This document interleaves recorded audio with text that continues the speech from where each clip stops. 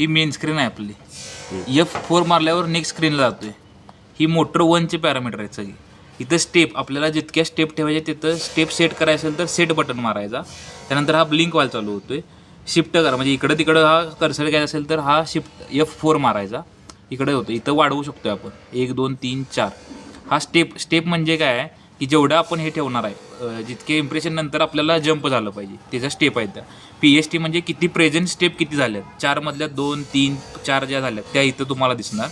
Length जे आपल्याला इम्प्रेशनची length ठेवायची मला जर प्रेझेंटला 0 ठेवायचं असेल म्हणजे जंप करायचं नाही कंटिन्युअस रन तर करायचं तिथं जे व्हॅल्यू एक तरी व्हॅल्यू टाकून ठेवायची. स्टेप 1 टाकायची. स्टेप 1 टाकायची आणि खाली जे लेंथ आणि जे जंप नसेल तुम्हाला करायचा तर जंप लेंथ पण 135 ठेवायची. म्हणजे तुमची लेंथ जी आहे तेवढीच ती खाली ठेवायची. अच्छा.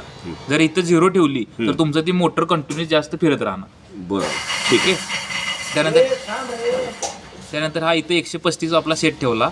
हे नेक्स्ट तुम्हाला सेट करायचं असेल तर एंटर मारायचा. खालचा ब्लिंक व्हायला चालू होतोय. परत हे झालं. ह्याची पॅरामीटर सगळी सेट झाली. हा काउंट जो आहे आपला तो टोटल प्रोडक्शन काउंट इथे घेतले.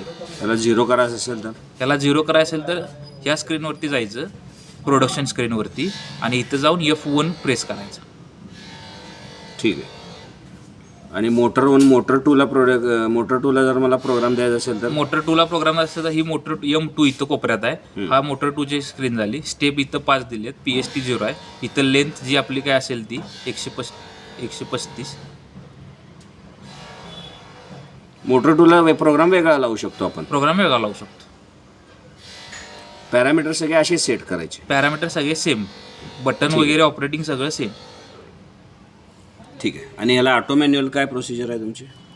ऑटो मॅन्युअल हा इकडं आहे. हा ॲटो इकडे टाकल्यावर मॅन्युअलमध्ये हा मोटर 1 सेंटरला ऑफ. इकडं मोटर 2 सेंटर ऑफ. परत इथं मोटर 1 घेतला की इथं तुमचं इंचिंग चालू होतं. ठीक आहे चालेल. ओके.